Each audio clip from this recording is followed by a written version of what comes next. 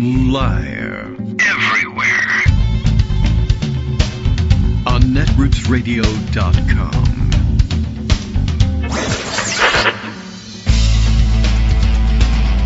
David Waldman. Kagro. In the morning. Now, here's David Waldman.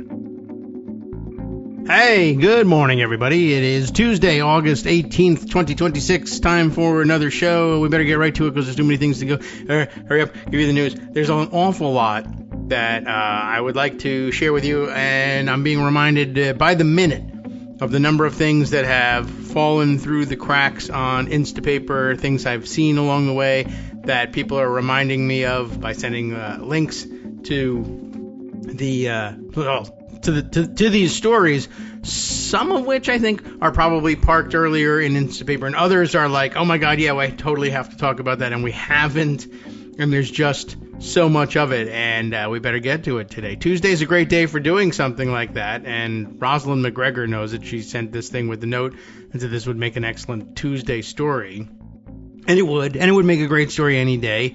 I can't even promise we're going to do it on a Tuesday, even though it was specifically set aside for Tuesday. Possibly a Friday, I guess, but Tuesday was mentioned. There's a lot going on. It's all over the place. I don't even know where all of these stories are to be found. They're all in a jumble in my head. There's lots to bring up, and I'm sort of flipping through the various sources of this stuff and looking for it, and looking for some way of lining it all up and deciding which way to go first. There's an awful lot. Let's see. First of all, maybe let me make sure I can find all of these things, for one thing. And then I'll be able to make a judgment call about which ones ought to go first. There's an awful... Gosh. All right. I don't know. We'll start this way. How about this? Because closer at hand is an article that Scott sent. Thank you, Scott. Good morning. Wake up. Let's see. I am pretty sure this one is in Instapaper somewhere. We'll see which version of it I have as we, whittle down the list of things waiting. This is from Newser, which I don't remember. I don't know. We've seen this before. Scott, I think, reads. He just gets his news feed in a different way. We get an awful lot of things that are different outlets, but that I guess he reads his news in the MSN reader of some kind. So I get a lot of MSN links to third sources, but presented to me through the MSN platform. That and Jalopnik is where all the news comes from. But this one is from Newser. I think we've seen it before. The story is the same everywhere. But in this case, we're talking to Bob Cronin of Newser. He's saying nothing. We're playing the part of Bob Cronin. I saw the story. It was another one of these weekend things, weekend chaos, and it didn't break through on Monday, which is amazing because it's so Trumpy and so stupid. You would think it would have been top of the list, and I guess Scott thought so too. He's right. Trump wants carrier towers moved toward the middle. You must have seen this. I mean, and this probably too is on your stupid radar. You know that the United States Navy is falling apart. You're aware of this? Yes? Okay. And there are, I mentioned yesterday that the rot has spread to more than just the very unfortunate USS Abraham Lincoln, but that I guess there's been a story in the last couple of days of one of the various destroyers from the fleet and I think stationed in the South China Sea that has been like disabled for 4 days, like basically floating adrift, and no amenities whatsoever, like not even amenities, necessities, air conditioning, working toilets, fresh water, etc. I don't know what's going on the boat, but it was just another example of, I mean, maybe this stuff is actually going on all the time. The Navy is a pretty big operation and a pretty complex one, and I could see them running into trouble once in a while with any one of the many, many ships in the fleet. But it may just be like one of those situations like we had a year ago when we just had this weird rash of jet fighters falling off of the deck of aircraft carriers. But even that is no longer a one-off, by the way.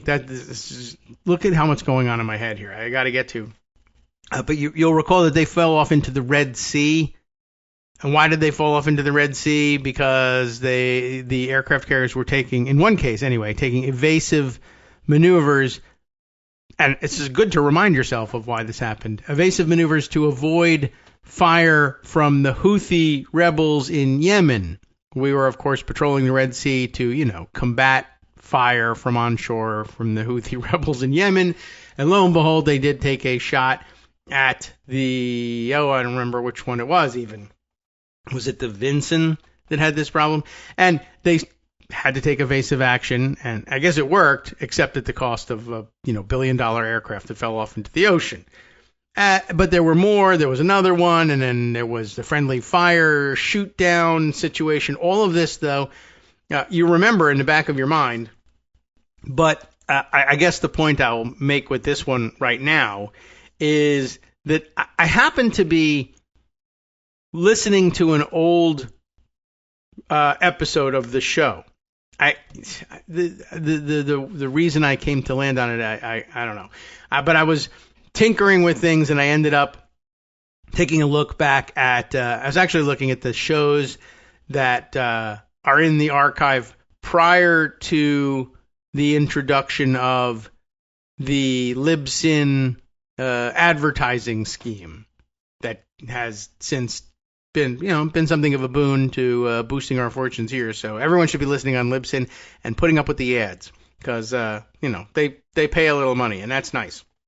But anyway, I was listening to the May 14th show. Sorry, Scott, I've diverted from your topic here, but this seems important to me anyway. I was listening to the May 14th, 2025 show for totally different purposes, and this is where I found, as I was listening, and I was listening to, I guess that was not a live show. It was pre-taped, and I sometimes do those without breaks, and it didn't have advertising embedded in it, and I thought it would be a good idea to go back in and listen for a pause in the show, like in between stories, and that would be a great place to then place the advertising, where we usually do it. But then I was listening to the story, and I was like, what is the date of this thing again? Because we're right back where we started from this.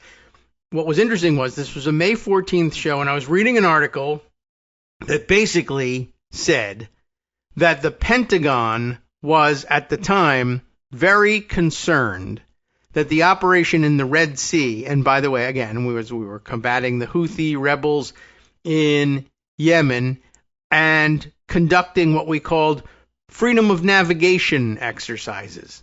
How are we doing with that whole freedom of navigation exercise on the other side of the Arabian Peninsula, by the way? And we still have this problem on the original side, the Red Sea side of the peninsula.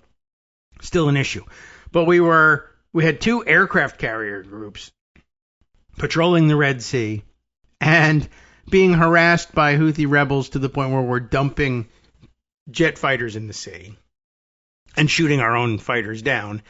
And the Pentagon at that point in May 14th, and this was so May 14th, they're expressing concern that we're using up our precision munitions and long-range missiles too quickly, and that it might compromise our readiness and ability to respond to threats elsewhere in the world, and in particular in the Pacific.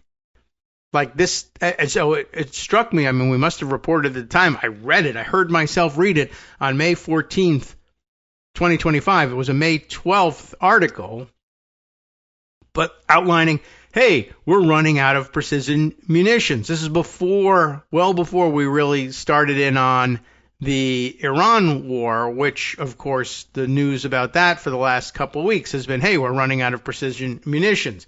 Now, there's another story out today from Zetio, which I don't have a subscription to. So, hey, what? No from Zetio now? That's right. We're going to be without it, Sopranos fans. Too bad. But the issue there is they came up with the headline. All right, I'm totally diverting here. Sorry, Scott. I'll get back to it. This will all come together again. But can I find the Zetio headline? Yeah, here we go. Scoop from Zetio. This much I can read. Trump's Iran war has burned through well over 90% of key long-range missiles. That doesn't necessarily mean all of them, but I guess some one key type of missile at any rate. This is an Aswan Subsang joint, as he might say. I don't know. He might not say that. That's crazy. Anyway, sources tell ZDO the percentage of critical long-range missiles that the Trump administration has depleted in its failing war is in at least the high 90s. Trump said, high 90s, that's an A. I'm doing great. Well, yes.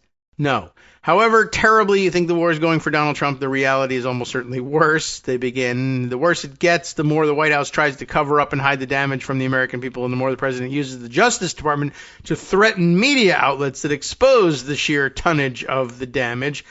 We'll see how much of this we can get to. This article, of course, behind a paywall.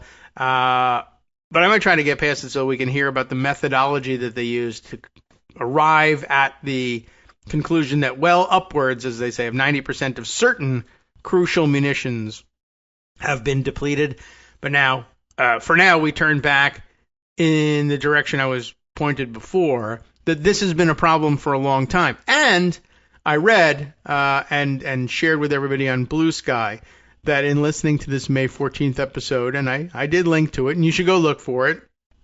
And when you do, you can go over to Libsyn to find it. You got actually the place to, if you're not listening to the shows on Libsyn, you might, I don't know, if you're willing to sit through, or you like the idea of having a commercial break with actual commercials, not just the ones that I tape or that Darwin reads and Scott reads, and many others have chimed in over the years, and we thank you for doing so. Rebecca Roman's among them, right? I think that one's currently playing. Anyway, the ones that outside sources, pay to run. We actually have that. They don't pay me. They pay Libsyn. I don't know nothing about it. I don't hear them. I try to limit them to things that are reasonably decent, but I didn't want to rule out too many of them. Anyway, you know them. If you listen on Libsyn, you're aware of it. If you want to try out the Libsyn archive and hear those stories that way, and you're listening otherwise, Kagrox, Kagrox.libsyn, Libsyn, Liberated Syndication, I believe. Kagrox.libsyn.com brings you to the archive page. It's got all the shows, and when you listen to it, it automatically inserts these ads and money that precious money that keeps the show running and keeps us able to say with a straight face, this generates income. It's not dumb, and I shouldn't stop everybody in my house. Then it would be good for us. Fantastic. Hope you'll do it. Kagrox.libsyn.com. Subscribe to the show there. You can sign up and, I guess, get the RSS feed and, the hands-free operation, I guess. And then we just provide the show to you. That's another methodology, but it's one that helps us boost our revenues. Anyway, go and listen to the show, I guess, if you feel like it, or read the links. But anyhow, when I was listening to the May 14th show, I was astonished. It's full of stories, there's several of them, about the then ongoing military strikes against the Houthis and the Pentagon's own fears about running out of precision munitions, which is the big story currently. So for a year and a half, we've known this. Now, at the time, this was when, I'm reminding everybody, there were 2 U.S. aircraft carriers in the Red Sea, and the plan was for them to conduct those freedom of navigation exercises. Didn't exactly work out. It was around the time that everything was falling into the ocean. Now, Trump's exit strategy that he outlines in that article, he does indirectly, was declare a ceasefire and a victory and say, we did it. We beat the Houthis and we're out of here, which is what I guess he thought he might use in Iran. But here we are a year plus later doing the same thing under the same warnings from the Pentagon, this time against Iran, but also, yes, still the Houthis. And just a quick clip from the article, and I'll remind you what article it is. I'll open it up so that you can hear the headline here. But it's a New York Times piece from May 12th of 2025, but it's taking a good long time to open up. why Trump suddenly declared victory over the Houthi militia. The subheader reads, the militant group in Yemen was still firing at ships and shooting down drones while U.S. forces were burning through munitions. So that, again, was a year ago. Another quote from the article, so many precision munitions were being used, especially advanced long-range ones, that some Pentagon contingency planners were growing increasingly concerned about overall stocks. And even more interesting than that, I think, another clip from the article. What's more, Trump's new chairman of the Joint Chiefs of Staff, General Dan Kane, Raisin Kane, right? Remember him, was concerned that an extended campaign against the Houthis would drain military resources away from the Asia-Pacific region, happening right now. His predecessor, General Charles Q. Brown Jr., shared that view as well before he was fired in February. So just to put the timeline together for you here, the chairman of the Joint Chiefs of Staff at the time, General Charles Q. Brown Jr., who is black, was, among the many things he was telling the administration, you're in trouble with your usage of and remaining numbers of key tactical munitions in the Middle East and Asia. You gotta take a look at this. We're using them faster than we can replace them, and they're extraordinarily slow in production and expensive in production. Watch out. And then fired. Replaced by Yar Fighting Man Dan Raisin Kane, who says, because he's not a total idiot apparently, same thing. Actually, you really are in trouble here. Yeah, but you're white and your name is Raisin Kane. And there we go. Now, we've been reading articles over the last couple of days in which Dan Kane has likewise been saying, yes, and everybody else now saying, yes, we're running out of munitions. But the White House answer to this has been, nobody told us that. When we didn't hear any, why didn't you warn us? And they have answered and said, we've been saying it for a while, but it's not just a while. It's over a year.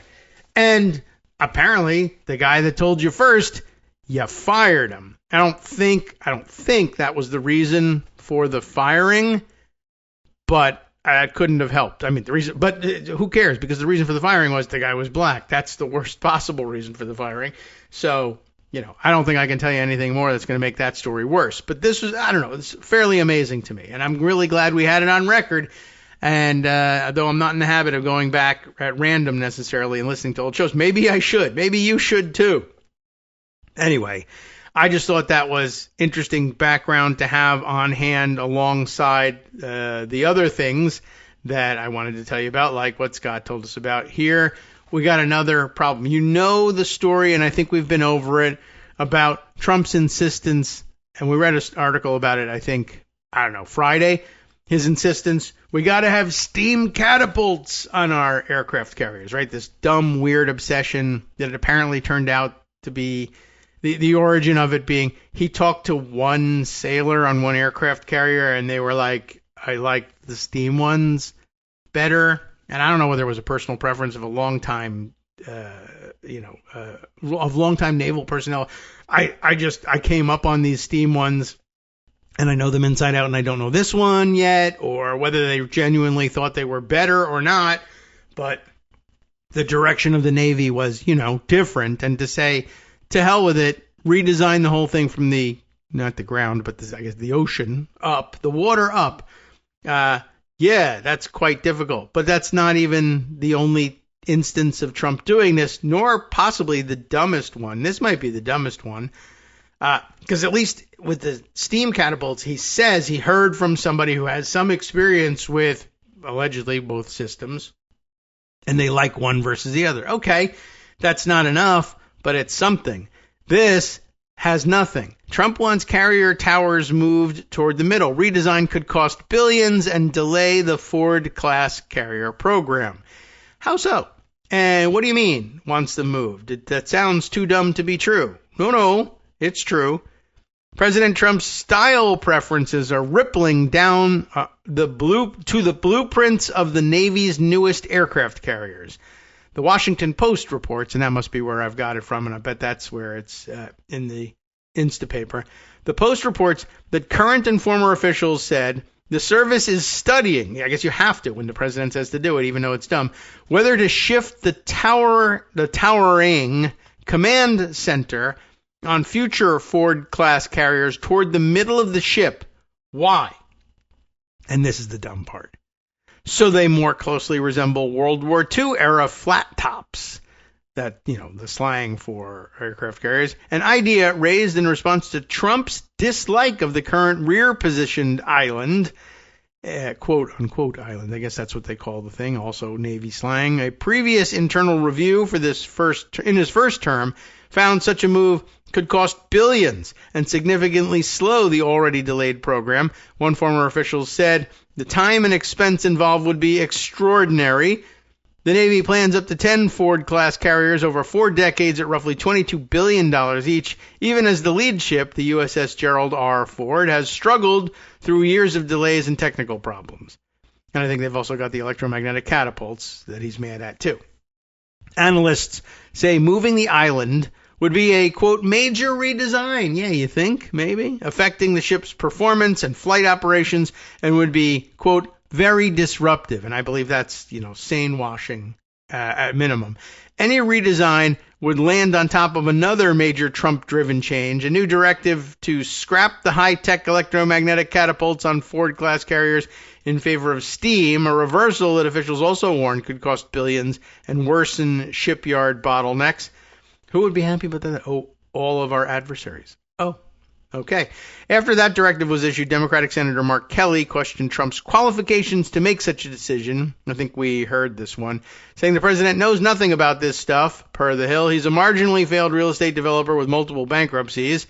Kelly, a former Navy combat pilot and NASA astronaut, said in an interview with MS Now he shouldn't be weighing in on systems on aircraft carriers.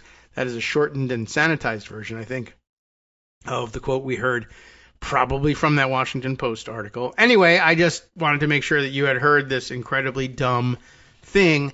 Trump wants the control tower and the bridge of aircraft carriers moved so that it looks like the ones he, saw in pictures or built models of or whatever when he was a kid from World War II. And, I assume that they put the control tower, the island, as they say, on at a certain position on the ship because they took a good hard look at the ship operations and said, actually, this would be better. If that's not true, I guess we'd like to know about it. But in the meantime, Trump aesthetics really not helpful in, I don't think, warship design and or in warship for that matter. However you want to spell it. But I don't know, just one of the classically incredibly dumb things that you can't believe you're dealing with in the United States of America at this late date. Okay, so thanks to Scott for bringing that one to our attention. I'm going to hold on to what Rosalind sent me till I have a bigger open stretch. I wonder, though, this is another story that I'm pretty sure I heard something about this. I wonder if I put anything aside, although I have no way of knowing where or when. But definitely deserved attention when I heard it the first time and, fell by the wayside. Okay, no, not going to do it just yet. There's more. Here is an interesting tidbit. Oh, this one I'll save for maybe later in the show, but also something I need to talk to Greg about. But something out of, it reminded me here, what I'm saving for Greg is from the Los Angeles Times, which is weird because it's actually about Connecticut. And yet, here is something else from the LA Times. Did I put this away? Yeah. And I'm going to read it alongside another item which, I see. I know why it's not showing up in Instapaper. Something I saw on Blue Sky just minutes before the show started. Let me see if I can go retrieve it from John Cooper. Is that right? Let's open it up and make sure this is the right one.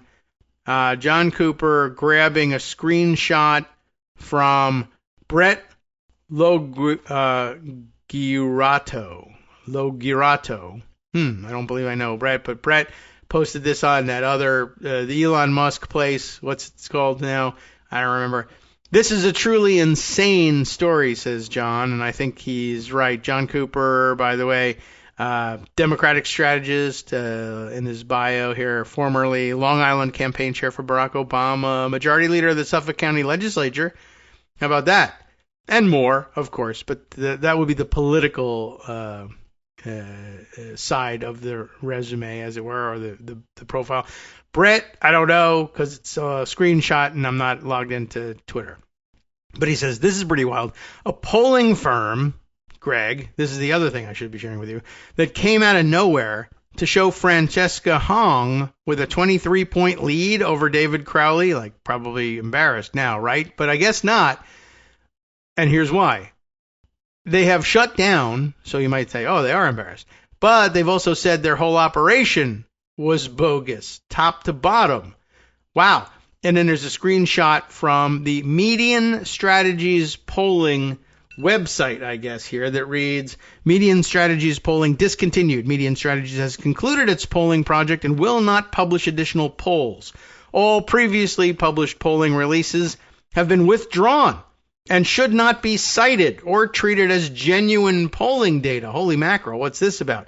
Median Strategies, it says, was created as a short-term social experiment examining how purported polling information, could enter and spread through the political information ecosystem without independent verification. Thank you for understanding. I'm not certain that I do, but that's interesting. Now, I will say this much. I don't recall specifically ever having heard, well, this is from Median Strategies polling, because ordinarily then Greg would say, I mean, it's an outlier, but and I've never heard of them before, so it's an upstart. I can't tell you about the quality of their polling, but I didn't even hear that. I hope we never cited them. Hi, Kagro in the Morning listeners. This is Rebecca Romans, longtime listener and longtime supporter of the show. Do you love your non-corporatized, completely independent, commercial-free Kagro in the Morning show? Do you stand out among the crowd at the office water cooler when discussing current events because of all the up-to-the-minute news you've been brought by David Waldman? Then it's time to give back a little. David relies on contributions from listeners like you and me to keep this show on the air. Patreon.com is among the easiest ways to make secure recurring monthly donations to support the show. Patreon.com/KagroX will bring you straight to his donation page, where you can sign up for any convenient tier you like. A mere $5 a month. You'll never miss it. Works out to about 25 cents a show. That means that David is making 12.5 cents an hour, which, by coincidence, is exactly what the GOP wants to lower the federal minimum wage to. Once again, David is ahead of the curve. If Patreon.com doesn't sound like your kind of thing, there's always PayPal, or even the Square Cash app. Any way you choose to donate, please choose to donate. And thank you on behalf of David and the rest of us listeners. Thank you very much. All right, welcome back now to the Kagro in the Morning show here on Netroots Radio. So, wow, Median Strategies polling discontinued. It's interesting too. Like,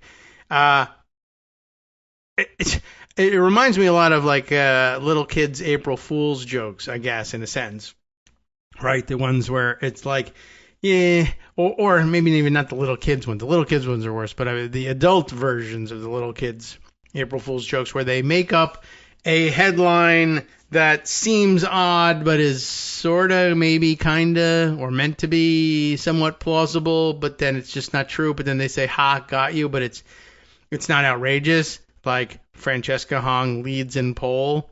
Ha! Fooled you. I mean, it's not exactly the same thing. I don't know what their motivation was, and we'll see whether they have any more explanation. But a social experiment examining how purported polling information could enter and spread through the political information ecosystem without independent verification. I believe we've already conducted that experiment, and it was basically it happened in the 2016 Trump campaign as well, right? All polls show Trump ahead. Really? Name one. Which ones? Right? Remember how did he do it? Or all of them? Or was it... what was the thing? Michael Cohen got in an argument, or put himself into an argument during a interview on television, and basically insisted that all real polls showed that Trump was ahead or something, and he just insisted that was the case. So I don't even remember how that one unfolded, but it was definitely about it was definitely the first indication that the Trump campaign didn't have any problem with the idea of flooding the zone with fake partisan polling. And I mean, it happened again. It's happened in a number of other areas. It's kind of been an issue for certain Republican pollsters for a long time, but not quite outright fakery. But, I don't know. The other way we've already conducted this social experiment is called AI. And I mean, it's sort of like, this is like AI slop, essentially, right? Give us a garbage poll that, plausible, I guess, but make me something that looks like a poll, but without doing the work of a poll. And we'll see if we can't get people to talk about it. And again, it's like an unfair sort of thing. If you said Francesca Hong leads by 200 points, people say there aren't 200 points to lead by. That's wrong. That's crazy. Why would I reprint that? And if you can get somebody to reprint that, then you have something.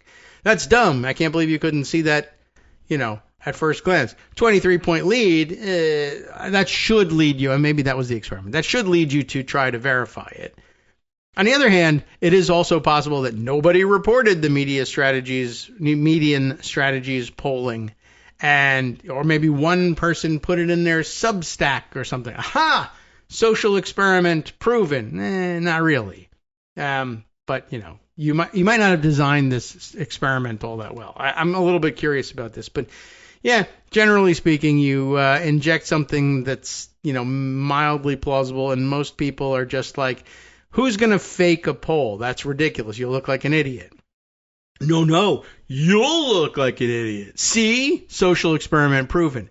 I don't know. I think you still also look like an idiot, but we'll see. Anyway, turns out that it wasn't just, I guess the statement from the company, quote unquote company, makes it clear all of their polls are being withdrawn. That means you might start to wonder, where else was there polling from these guys, if not just Francesca Hong versus David Crowley? And the answer is from the Los Angeles Times. An answer says that a poll showing that Karen Bass leading Raman, how did she pronounce the name? We've been over her race before, but Mayor Karen Bass leading council member Nithya Raman by a wide margin. Well, that would lead you to question what's going on here. But similar like to the Francesca Hong thing. Oh, leading by a wide margin. Oh, actually, he leads by a slim margin, but he wins. Poll showing Bass leading Raman by double digits was bogus, company says. And this is the LA Times, so it fits right. It was bogus, man. Noah Goldberg wrote the story. It was published just yesterday. We'll see how much of it we can get through. There's some bullet points up at the top in case we can't get through the whole thing, because, you're supposed to pay for the LA Times, like everybody. But LA Times not tops on my list, so okay. The phone, they're fine. They're just West Coast, and they're not near me. The phony poll by a company called Median Strategy showed Bass leading Raman by a wide margin, but the company acknowledged Monday that it was fake. Median said the, quote, poll was instead a, quote, short-term social experiment to see how polling information could be distributed without verification. And the answer is you tell somebody it and they tell it to someone else. That's how polling information could be distributed without verification. A social experiment done. I've proven it. A poll claiming Los Angeles Mayor Karen Bass was leading council member Nithya Raman by a wide margin and picking up support from most voters who backed Spencer Pratt in the mayoral primary was bogus. The company behind the poll acknowledged Monday. Was Spencer Pratt in the... I don't even understand what they're talking about here. Are they saying people who voted in the Republican primary for Spencer Pratt have now become Karen Bass supporters in the general? I guess so. The fake poll by Median Strategy showed Bass leading Raman by nearly 12 percentage points ahead of the November 3rd mayoral runoff, and said the results were based on a survey of 560 Los Angeles voters between July 30th and August 5th. It said it had a 4.1% margin of error, but Monday, in response to repeated inquiries from the Times, so it's their story, I guess, the company said the purported poll was nothing of the kind. Median Strategies was created as a short-term social experiment to examine how purported polling information could enter and spread through the political information ecosystem without independent verification. The company said in an email to the Times, "We're not seeking publicity or attribution for the individuals involved." Oh, aren't you? Oh, how magnanimous of you. And are declining interviews. The phony poll also claimed that 16% of its respondents said they had voted for Pratt, and that of those voters, about 85% were planning to vote for Bass in the general, while about 7% would support Rahman. I have no idea how the pronunciation is going on that front, but my apologies if it's wrong.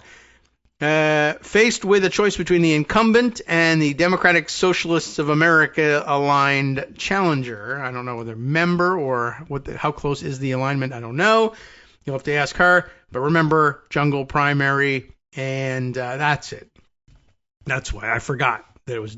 So if you voted for Spencer Pratt in the primary because jungle primary, everybody in one primary, and then switch over. You're not, switching sides per se, but you really are. But then also my confusion. Well, what does this mean? Is this still active? Oh yeah, that's right. The two Democrats facing off in this because jungle primary. All right. I keep forgetting about how those crazy West Coasters do things. Faced with the choice between the incumbent and a DSA-aligned challenger, most Pratt voters appear to be treating Bass as the more familiar, more moderate option, rather than sitting out the race. Median wrote in its analysis. That's almost believable. That angle led to a headline in the California Post. The California Post? Okay. I don't know that one. It says the California Post, and yet the link is to the New York Post, which also makes me wonder what the hell's going on over there at the LA Times. Is AI writing this? The angle led to the California Post, which declared that, quote, Spencer Pratt's voters could be deciding factor, probably in the headline, of LA Mayor showdown, according to latest poll. But of course, it wasn't actually a poll. The Post didn't immediately respond to requests for comment. That's another good thing, right? I guess the only major newspaper outlet that I so far am aware of actually taking this thing hook, line, and sinker is the New York Post. And they didn't respond to a request for comment once they realized, we looked dumb. Bass cheered the results after the fake survey was released last week. Why wouldn't she? But, she wasn't vouching for the results. Some would say, hey, Mayor, I heard you're leading in a poll. Great. Yeah. Doing this work, showing up and gaining momentum. Let's do this, LA, Bass posted on X, that's Twitter, from her campaign account, citing Median Strategies as the source. The post has since been deleted, as a responsible person might do. This poll was reported on by a news outlet, a Bass campaign spokesperson said. Well, it was the New York Post, maybe. And it could be another one. Any bad faith attempts to influence elections should be investigated and prosecuted to the full extent of the law. Wow, okay. Controller Kenneth Mejia, who endorsed Rahman in the race, also took note of the poll last week, but in a post on X noted that polls had shown him losing only to be proven wrong when he won his election by a wide margin. Median, which declined an interview, began posting on social media on August 9th and had about 20 followers, so, major player. Right. Polling has a credibility problem. Ours is the fix. No partisan clients, no campaign or party money, no polls, as a matter of fact. Numbers that go wherever the data takes them, unless there's no data, even when it's inconvenient. Trustworthy polling rebuilt, it wrote in its first post, and it's going to make you a liar. Median then released a poll in the Wisconsin gubernatorial race showing Democratic Socialist Francesca Hong up by more than 20 percentage points. Hong ended up losing. We got Wisconsin wrong, and by quite a margin, too, the firm posted on August 12th. Then the next day it released its LA mayor's race poll. So that's how we got here. Interesting. Be interested to get some comment on that. I mean, what do you say about it? It's some jokers who thought it might be fun to do this. Were they specifically doing this in order to try to boost the prospects of DSA-aligned candidates? Or were they third-way people trying to make it look like there were some people trying to boost DSA-aligned candidates? Or what? Could be either one there, and I'd be interested to get to the bottom of it, but then, only to, have the opportunity to roll my eyes at another person who thought, what if there was a fake poll? We've already been through this. Well, would people report it? Yes, they would. And wouldn't they be at fault for reporting it? Yeah, to some extent, yes, they would. And what about the ordinary person on Twitter or Blue Sky reposting the thing? Yeah, again, to a lesser extent, they'd be culpable in all of this, totally excusable. It's a fast-moving environment, and they're not a news organization. They don't. What were you trying to prove here? I don't know. We'll see. All right. Well, anyway, that one has now made me mad. I just thought that was interesting. Maybe you'd like to hear about that. Let's see. Let me stick with the LA Times for a second here. I'll put this on the record, even though Greg's not here today, and maybe we'll talk about it a little bit tomorrow. But I thought this was interesting. After tracking briefly at the end of the race, the congressional primary in Connecticut between John Larson and Luke something. I can't bring the name to mind, but I'm sure it's in here. Luke Bronin. Greg would have known offhand because it happened in Connecticut. And, we heard the story, and it was like basically a generational change type primary. Bronin, this was good insight, I thought. Bronin, not, like super progressive DSA guy, or it wasn't one of those contests. It was just, normie Democrat versus normie Democrat, just purely based on an age difference and the question of what have you been doing? Like, no one can name the things that John Larson is best known in Congress for. Not no one, though. I'm sure someone in Connecticut could have, but what's interesting is that it falls to the LA Times to do it instead, and maybe that was part of the problem. But, just to round out the scenario here, in case you were wondering, what was he known for? Well, the LA Times running a column here from Michael Hiltzik, whose name I know we've heard a lot before, listed here as as a business columnist for the LA Times, and I don't think that would have been the descriptor I chose if I was guessing. But anyway, the headline here: a political farewell to one of the best friends Social Security ever had in Congress. Oh, well, that would have been something that it would have, maybe been wise to talk up more, and maybe he did, and we just weren't listening, and we kept hearing. We're removed from the race, and it was an interesting race, or something that was more easily grasped in the political environment as a generational challenge. I thought we got good context that there wasn't a huge ideological divide.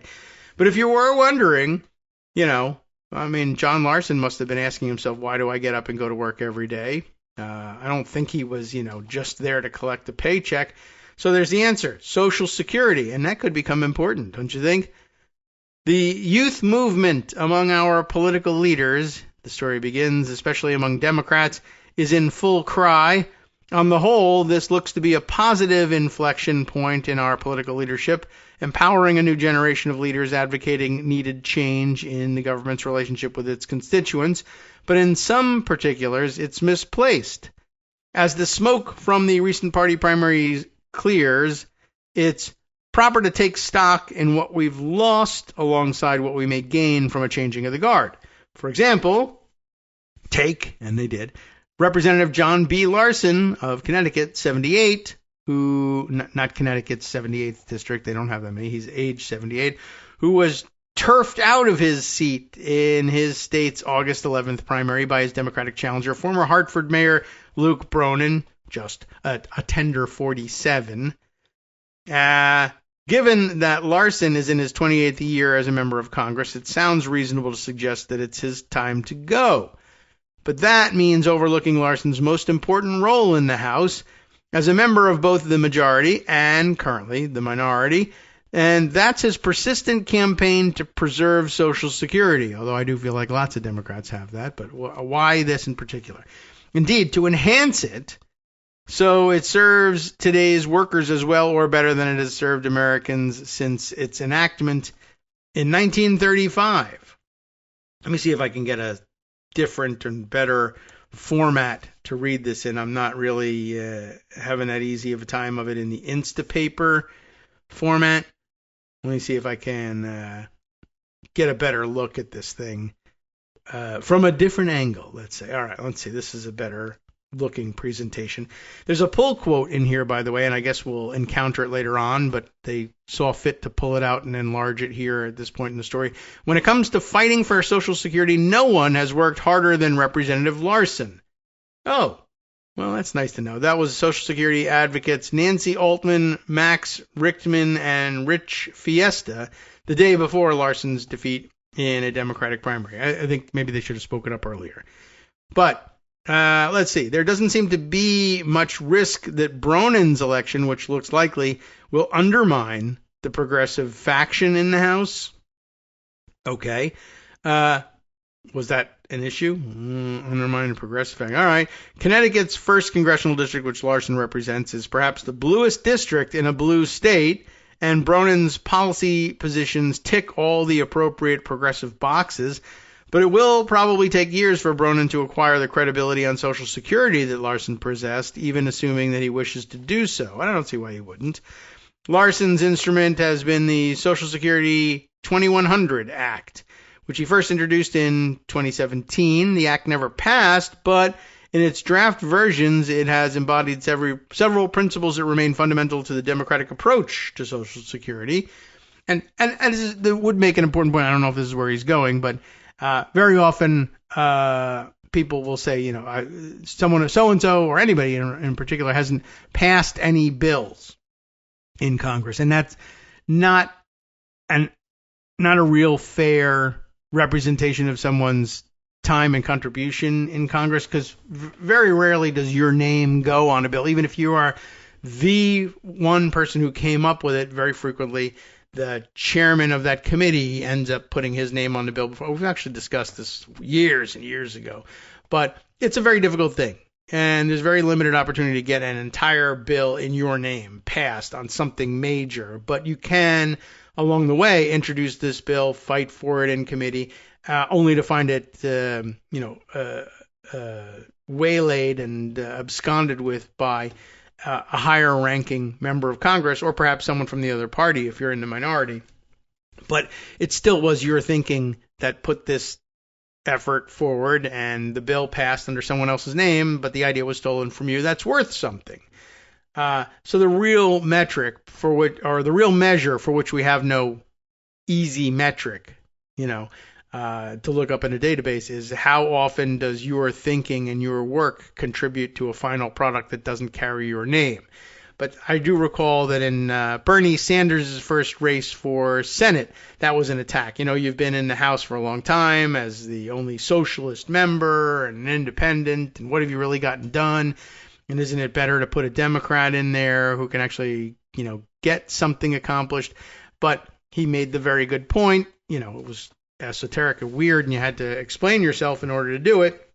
But that having your name on legislation isn't the only measure of your effectiveness in Congress. And we did this, and we did that, and we did this other thing. All of these are being our ideas, Bernie Sanders' ideas, that were implemented in legislation. And there were a lot. It was true. Federally qualified health centers being one, a number of things, inclusion of dental care in basic safety net coverage, medical coverage, which had previously ignored dental care. These seem like small bore issues, but there was a great case being made for why they were actually very, very important. But this attack keeps coming up with Bernie Sanders when people get in tangles with Bernie Sanders.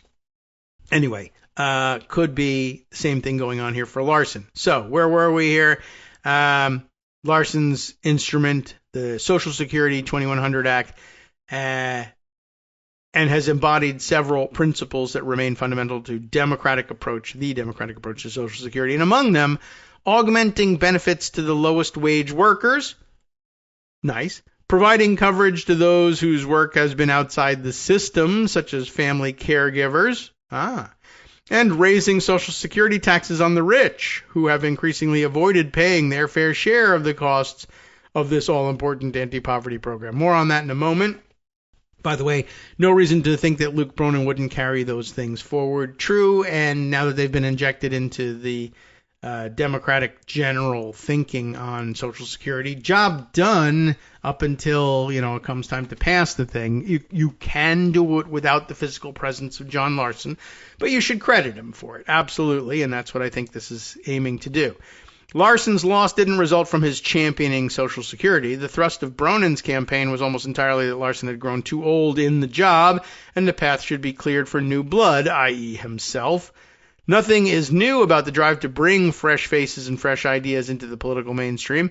Youth movements arise regularly in politics, especially in times of partisan discontent. That's definitely true. And Bronin will absolutely find himself the target of one eventually anyway. If he stays long enough, someone will say, we need new blood. And he'll say, but I'm this close to finishing my big project. And we can carry it forward from here. Thanks. It's really about age. Sometimes it works, sometimes it doesn't. But, I think we've been through that dynamic a couple of times in the lifetime of this show, and certainly in the lifetime of my, being involved in the blogosphere online. My favorite example being reminding everybody that the old guard that the Howard Dean enthusiasts were pushing aside were once the new kids pushing aside the old regime in the, let's say, post-Watergate Nixon era.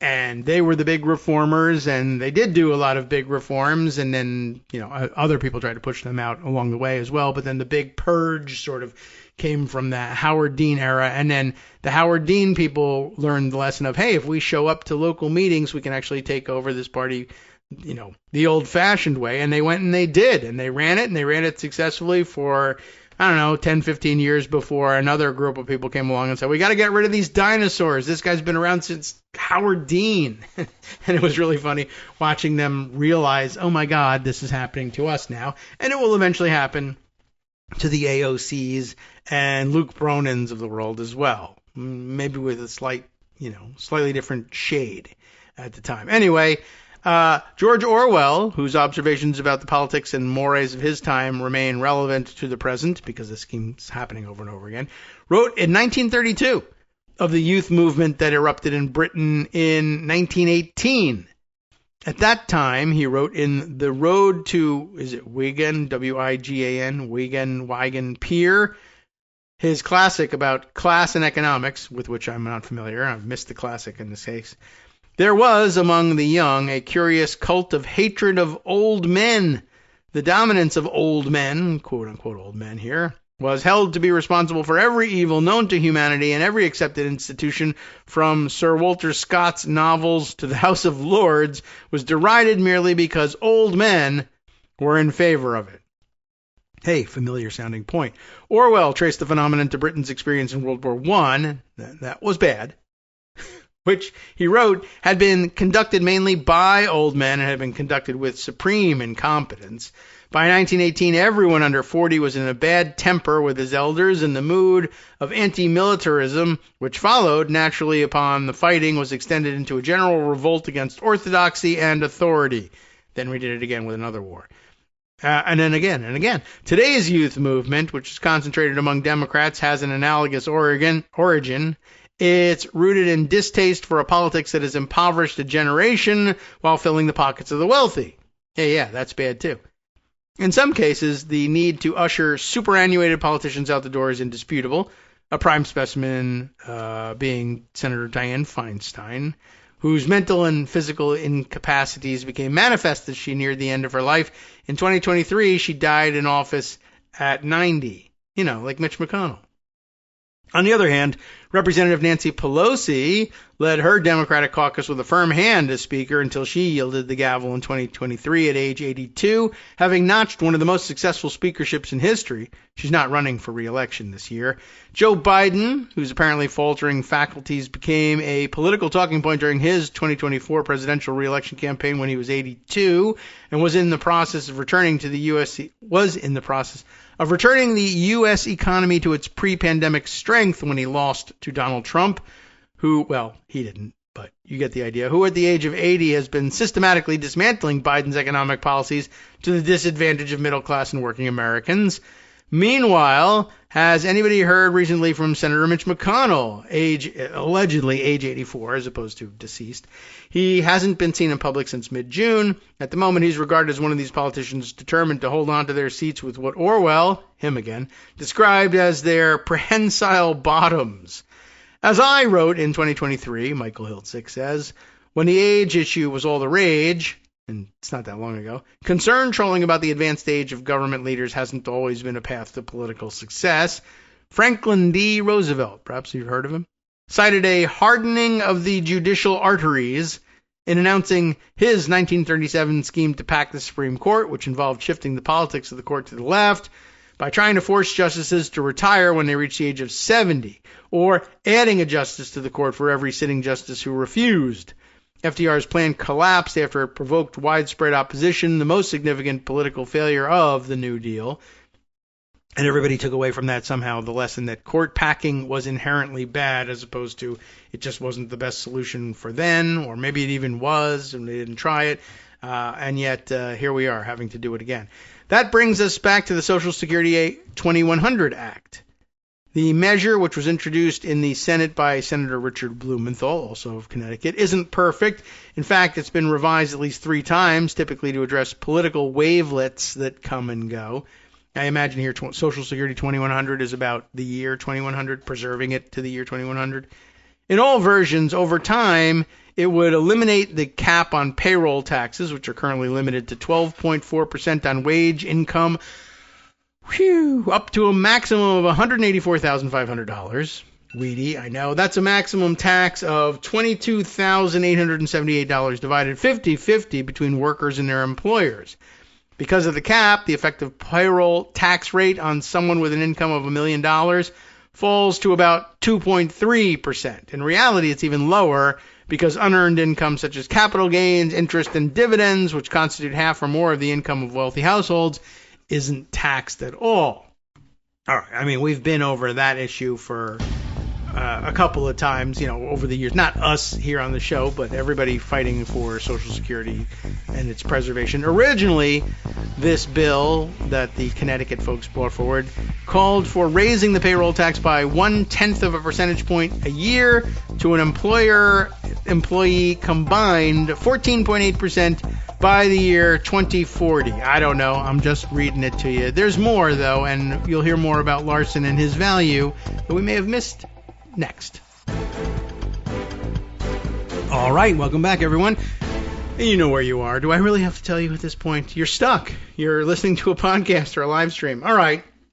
I don't know. I was just a little bit late back to the microphone after this 1-minute break. I wanted to tell you, though, yes, more details about this, and it's a little bit weedy, but this is the way it goes. You do this kind of weedy work, I suppose you could describe this kind of person as a workhorse, not a show horse, as a matter of fact. But what can I tell you? Politics is a complicated world, and will we be unhappy with the result if Luke Bronin decides to carry this work forward? No, I guess not. So I wouldn't worry about it too much, but why let this detail go unmentioned? This is a show about details. So, where were we? Originally, the bill called for raising the payroll tax, yada, yada, blah, blah, blah. I know, but in an important way. For an employer-employee combined 14.8% by the year 2040. On the other hand, Larson would reduce the income tax on Social Security earnings, returning a bit to middle and lower income workers. Not class. You're not lower class. You're just lower income. I don't know. It's the old phrasing. Social Security's actuaries calculated that Larson's bill would ensure the program's solvency for at least 75 years, but in practical terms, into the almost limitless future. The rate increase was dropped in subsequent versions, but it was supplanted by a 12.4% tax on net investment income for taxpayers with income over $400,000. Not me. Maybe not you either. Don't worry about it. That would guarantee the system's solvency into the 2060s, the actuaries calculated. Social Security's advocates plainly could see Larson's defeat coming. The day before the Connecticut primary, 3 of them published an op-ed calling Larson an irreplaceable asset to their cause. Maybe. they'd certainly be saddened by it, but I don't know about irreplaceable. When it comes to fighting for Social Security, they wrote, no one has worked harder than Representative Larson.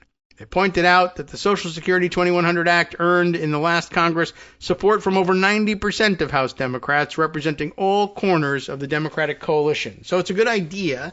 You should definitely keep it. But, one of your best allies and somebody who knows the issue inside out is not someone you want to lose. I absolutely understand their advocacy for him.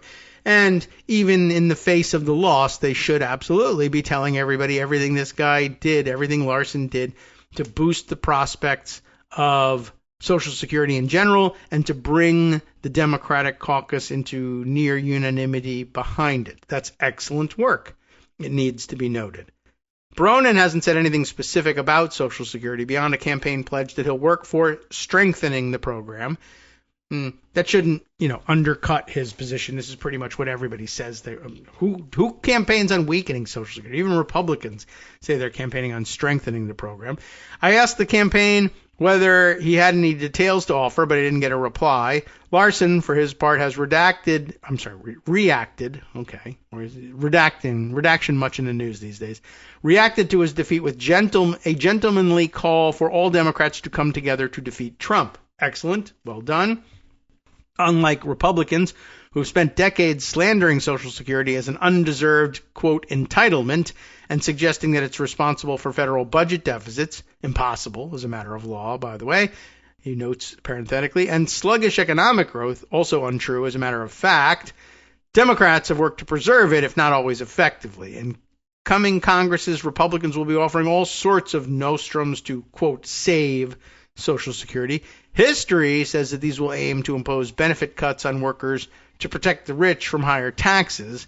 Will the Democrats stand fast against this long GOP campaign? With Larson's defeat, there'll be one leader short, or short one leader, as he puts it. Let's hope the rest of the party keeps the faith. I am sure that they will. I don't see any real reason to believe that Luke Bronin wouldn't vote for the same position. But yeah, it might take him some time to get up to speed and to be able to work off the top of his head in the weeds of Social Security the way Larson did. Anyway, I don't know. I thought it was worth noting, even if it doesn't change your vote or your enthusiasm about the outcome of the recent primary. But, we shouldn't let it go unnoticed if there's a ready-made hat tip to Larson's legacy there to be added.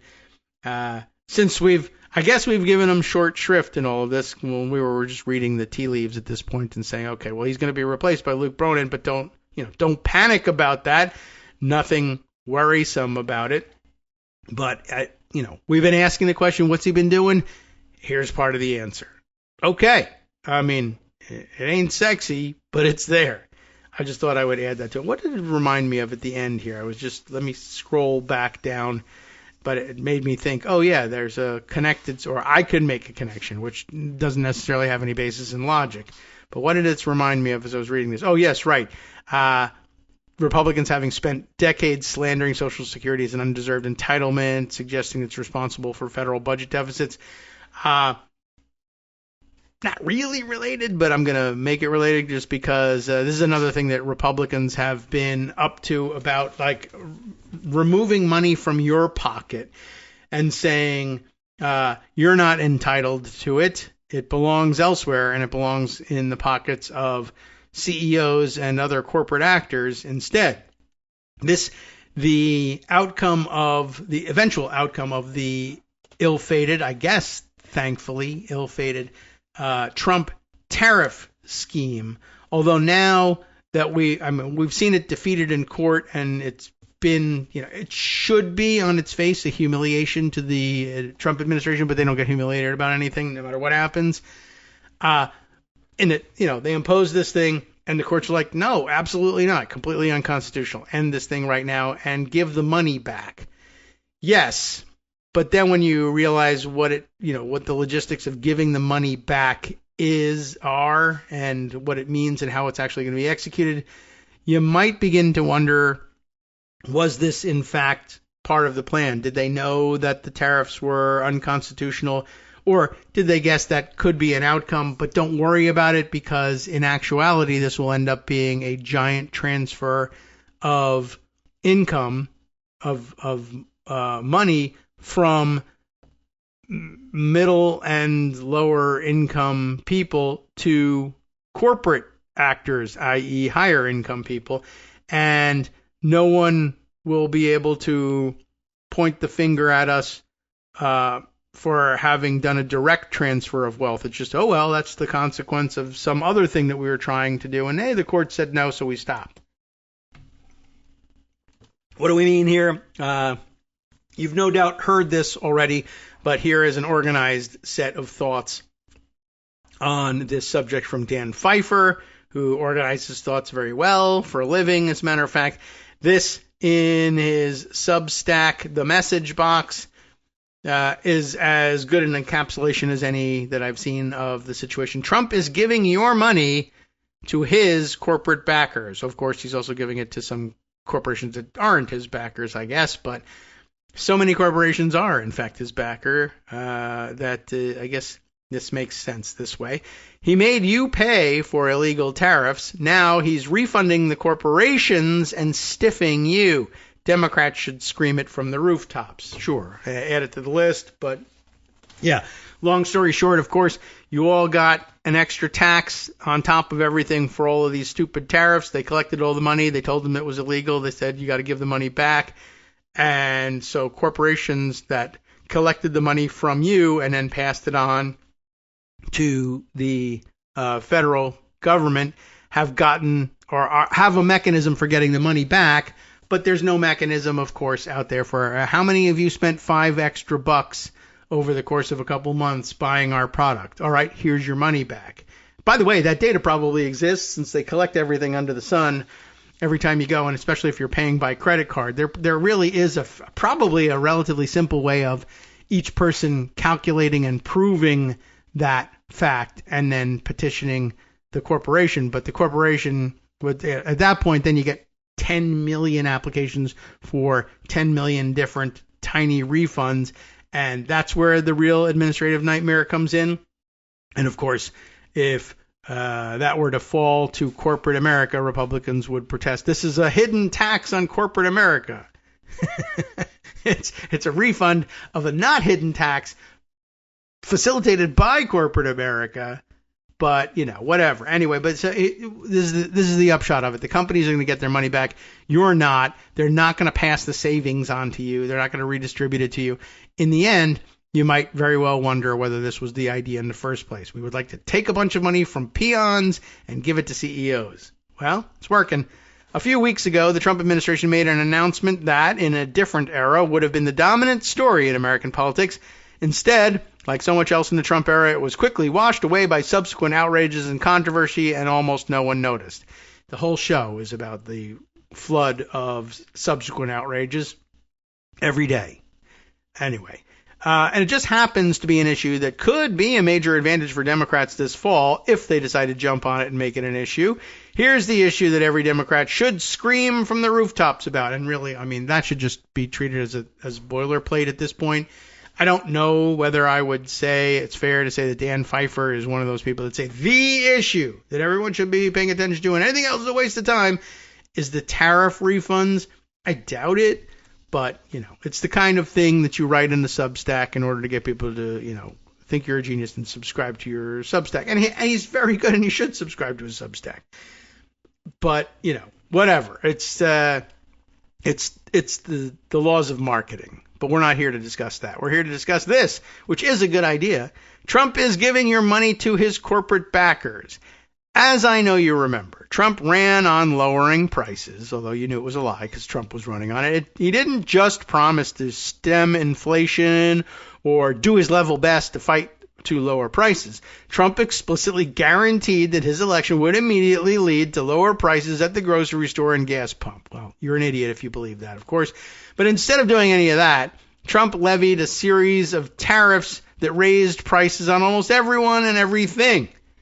As I know you also remember, the tariffs are paid by the company importing the foreign product into the United States, And those companies pass those costs along to the consumer because companies like to make as much money as possible. That's what they're for, really, of course. This was not a small burden on American families already struggling with a tough economy. The Yale Budget Lab estimates that the tariff cost the average American family $1,100 annually. And we really only had one annum to collect them in, so that's it. Trump's tariffs were stupid economically, but they were also unconstitutional. Because Congress would never vote to raise costs on the American people, well, I don't know about that. Trump used legal authorities so dubious that even this Supreme Court felt compelled to strike them down. So, American families spent $1,100 of their hard-earned money on illegal tariffs that never should have been enacted. Now, the Trump administration has $166 billion in illegal tariff money paid by corporations, but funded by American consumers. And by the way, those tariffs suspended. Did the prices come down? No, and they won't. Prices only go in one direction. Like presidential power, it's on a ratchet. It never goes back down. And how is Trump trying to make things right? He's not. But what is Trump doing as a result, I guess? By giving refunds to corporations and nothing to the consumer, Apple has received more than $2 billion in tariff refunds. Good investment for their gold award they gave him. Amazon, $600 million. Walmart could receive as much as $10 billion. Why this is a great issue for Dems? Well, Dan says, I have rarely seen such a great issue served on a silver platter this close to an election, though another one is running around with Natalie Harp everywhere you go. Trump making Americans pay higher prices for groceries and goods and then giving the money to corporations who donate to his campaign. That's an interesting thought. I don't know whether this is the case, but it's so dumb and impossibly illegal that I guess it's probably happening. But do you have to, I guess you make some application to the federal government to get a refund for tariffs paid? Is there a program on to say, well, did this corporation support my campaign? If so, refund their money. And if not, then don't, or drag your feet or something like that. I would not be surprised to find out that that's the case. But yes, Trump making Americans pay higher prices for groceries, etc., and then giving the money to corporations who donated to his campaign and put money in his pocket is a perfect metaphor for how Republicans approach the economy and why the American people feel like the system is rigged against them. It is. It's all of Trump's biggest vulnerabilities wrapped up in one issue, and with Natalie Harp on top of it. First, I don't know what her connection to it is, but she's connected to everything now because she does all of his posting. Voters hate the tariffs. The tariffs are already incredibly unpopular. They are the prima facie piece of evidence that Trump broke the central promise of his campaign. Oh, no, not that. In a Pew poll from earlier this year, roughly 6 in 10 voters disapproved of the tariffs. There's a whole chart and everything, but you can believe that easily enough. Voters believe tariffs raised prices because, that's how they work. A Harris poll found that 72% of Americans think Trump's tariffs raised their prices. In other words, they don't buy Trump's patently absurd claim that foreigners foot the bill. Good. Voters think Trump is too friendly to corporations. Well, that's easy to understand. Voters are pissed at corporations for raising prices, and they think Trump is too friendly to corporations and the wealthy. It's another example of the broken promises to fight for working people. Come on.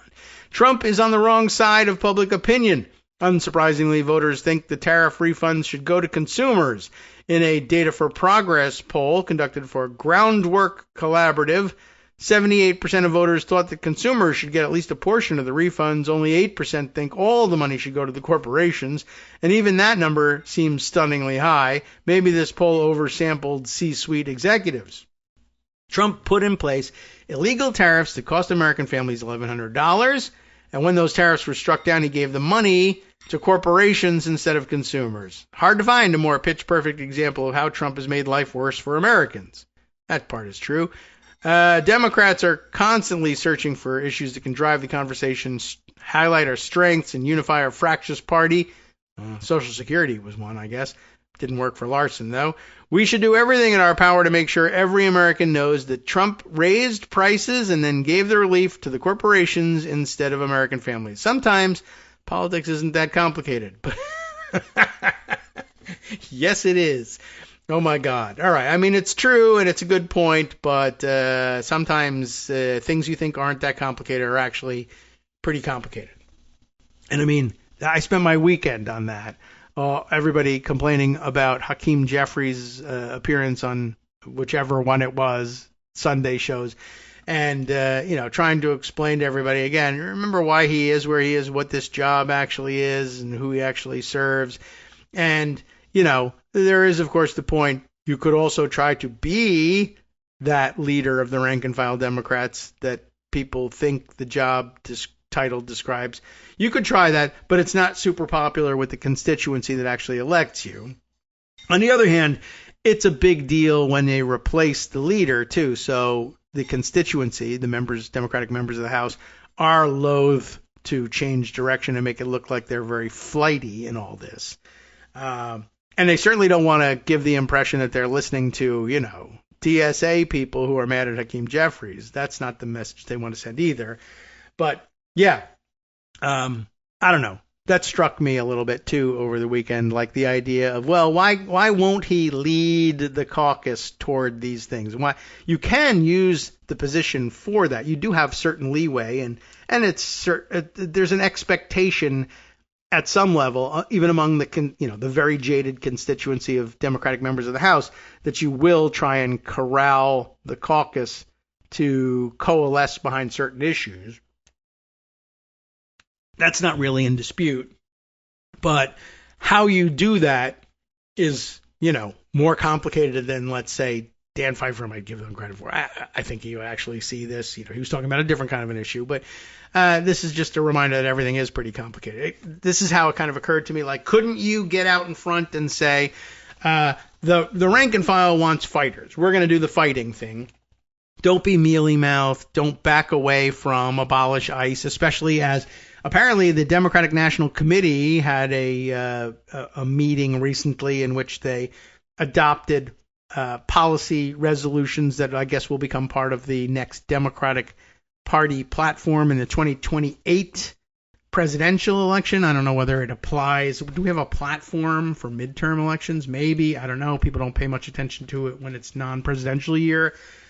But the resolution passed the idea that Democrats officially as a party, as represented by whatever it is that the Democratic National Committee actually is, says, abolishing ICE is actually a party position. So why couldn't Hakeem Jeffries use that as cover or change directions and say that's what we'll adopt? Because, again, his job description is not do whatever the DNC says. That's not what the DNC is for. And of course, his position exists independent of the DNC generally, and he doesn't really, it's not like they're his boss. So that's not going to change his direction, but couldn't you use it as leverage? Yeah, you could. When would you use it as leverage? Like if you really said, okay, he should be advocating for this position and he should be leading the caucus, and you meant it, how would such a thing occur? And what would Jeffries think of it? Like if Jeffries was genuinely interested in it, maybe he is, I don't know. But if he was, how would he approach that? How does abolishing ICE become a position that you try to rally the House Democratic caucus to? Well, where would you do this? You would do it legislatively, of course. You're the legislative body, the legislative branch. So, like, just as a practical matter, talk it through, right? You'd need, essentially, there are certain committee chairs and subcommittee chairs, individual actors who you would have to bring behind this thing. ICE is administered by Homeland Security Department, so presumably you'd need the person who will become chair, if Democrats win the House, of the Homeland Security Committee, the authorizers, plus, of course, the appropriators, whichever subcommittee appropriates funds for the Department of Homeland Security and therefore for ICE. You would need to defund it. You would have to deauthorize it. I'm sure that there are other committees that would weigh on this, the Judiciary Committee, and then I'm sure there are subcommittees somewhere about immigration as an issue too, all of whom would want to weigh in on it. You need to get the backing, in other words, of the caucus leaders on the committees of jurisdiction for a bill that would abolish ICE. Who are they going to be? Well, we have a pretty good guess at who they are going to be in most cases. It's generally speaking, usually the person with the most seniority in those positions now, ranking minority members who would become ranking majority members and therefore chair. But a few of those people will be retiring or may have lost their primaries or may not be interested in the job. That's possible as well. Or the caucus may be interested in, elevating people with who are younger into those positions, even though I'm sure there'll be people saying, I've been waiting through all these years in the minority to take this position, and finally it's available to me, and now people say I'm too old for it. That's the flip side of it. But will those people line up? They might, but one, you're going to have to determine who they are. And by the way, the entirety of the Democratic caucus has some leverage, some voice in determining who those people will be. So it's not a given that each time you're going to be able to predict who's going to be in that job. You're going to have to wait to see whether they get into that job. And then it'll be time to marshal their support for something like that. And you know how that goes. And it could take time and it could drag you. One of the problems with it is putting that coalition of supporters together or bringing everybody under that umbrella of a coalition of support for abolishing ICE is going to take long enough. And then, of course, if you get them on board, what are they going to do? What are the committee chairs just going to say, all right, I sign off on someone else's effort to do this? No, they're going to want to have hearings of their own to justify making this move, especially if they're nervous about it. But, could you put together a great factual case for abolishing ICE? Yes, you could. And you'd want to do so deliberately and therefore probably slowly. And if you did that, how long does Congress last? Not very long, 2 years. Pretty soon you'd find yourself facing what? Accusations from more conservative Democrats or your consultant class or whoever was looked to becoming the front runner for the 2028 Democratic presidential nomination. You'll start to get pressure that says, you've done good work here, but the fact of the matter is that when this thing gets to the floor, it's going to be during the run-up to the 2028 elections, and boy, oh boy, am I nervous about that. So you might be handed a mandate for that in 2026, but by the time you've done the groundwork to execute against that mandate, it is almost 2028. We've seen this happen time and time again, no matter what the issue. That's just how Congress actually works, how things pan out there. So, like, for instance, I believe the question that was put to Hakeem Jeffries was, if you are Speaker of the House next Congress, will you pledge to, or, will you definitely be bringing a bill to abolish ICE or whatever it is to the floor? And there's, the honest answer is, I don't know. You don't know. Nobody knows, because we don't know what the future holds. And there's a lot of vectors that go into this. This is a dynamic situation. It's going to require the backing of a dozen very important members of the caucus who may or may, I don't know who they're going to be at this point. I have a pretty good guess, but then we're going to have to convince a majority of the caucus, if not the unanimity of the caucus, to get behind something like this, depending on how big our majority is, depending on, what's the political situation at the moment, what time of year, what day, what date is this stuff supposed to come to the floor? Is it right away? Is it a rush job? Or is it a deliberate and carefully considered measure that somehow, for some reason, ends up coming to the floor in June of 2028, at which point everybody gets nervous all over again? The honest answer is, I don't know, but if you give that answer, depending on how you deliver it, you fall somewhere between idiot and wishy-washy and conservadem and third way and maybe genocider and hater of America and what's wrong with you. Right. So there's just no way to honestly, you could give the lie. Yes, I pledge to do it. And then later on, the same situation arises that I've just described to you, except that you've said yes. And now the question is, are you a liar or a traitor, when the answer turns out to be no, versus the I don't know, and you end up being wishy-washy and saying, we don't want you to be Speaker of the House. All right. I just wanted to point that out. it's difficult to lead the Democratic caucus. They don't want to be led. I mean, that's just one of the big differences also between the way the House Democratic caucus and the House Republican conference seem to work. Those guys are candidate in the box people, and they don't particularly care in many cases to be the leader.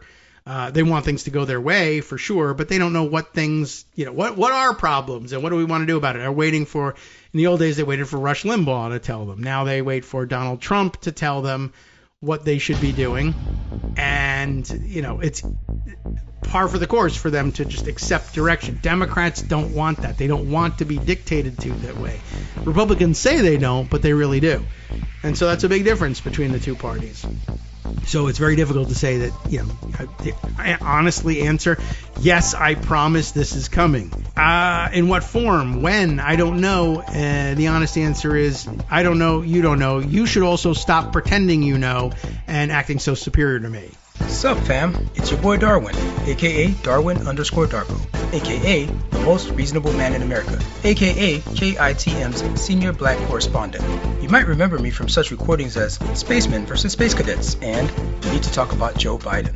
Today, I want to bring you good news about that thing you've been struggling with. Do you suffer from giving too much of a damn?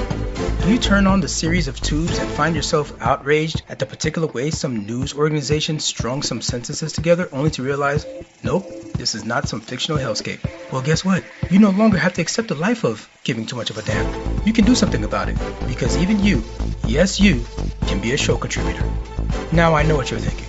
Hey, Mr. Most Reasonable Man in America, I'm not some professional podcast talking guy. Don't worry about it. Do you have a smartphone or some other electronic recording device? Well, that's all you need. You too can have a segment where you can read us an important article and give us your take. Read one of your own original essays, or even just give us your commentary on something you'd like to share that's important to you.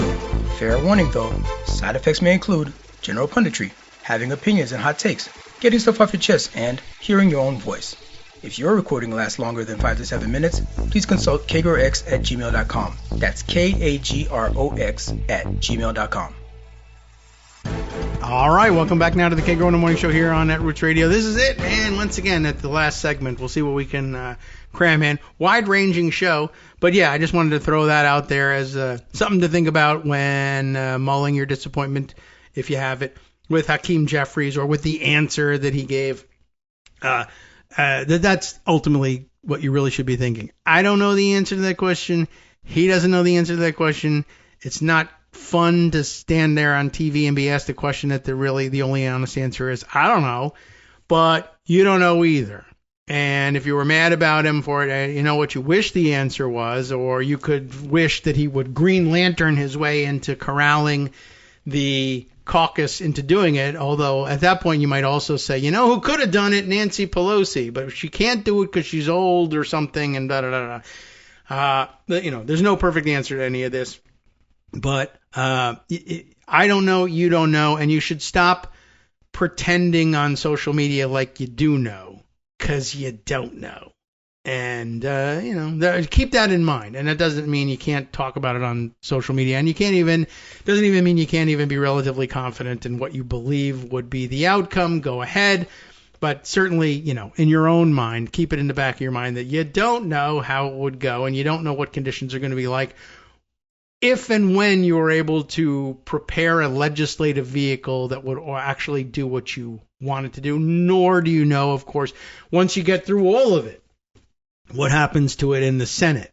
Don't forget, there's two houses in all of this, and the Senate is very often the graveyard of those kinds of initiatives. Not to mention, of course, and I know you keep this in the back of your mind too, that you would still be sending the bill to presumably still alive Donald Trump and/or artificial intelligence impersonating Donald Trump while he's on life support in the basement of the ballroom or whatever, and then, of course, the Supreme Court. So, yeah, I know you won't forget any of those things. I know that's uppermost in your mind. Okay, moving on to other issues among the many thousands waiting for my attention to bring to your attention in Instapaper. All right, let me scroll down here and see what else I can give you. This one is long, but this is the one that Rosalind McGregor provided to us. Let me do a short one first. Shoot. No. Let me move on. Not to say I'm going to do a long one. Not going to do that one. Something has been on my mind for days that I haven't read, and I got to scroll to find it and bring it to the fore. I mean, I can't pass over this anymore. And this is now like a week and a half old. Where do I want to get to?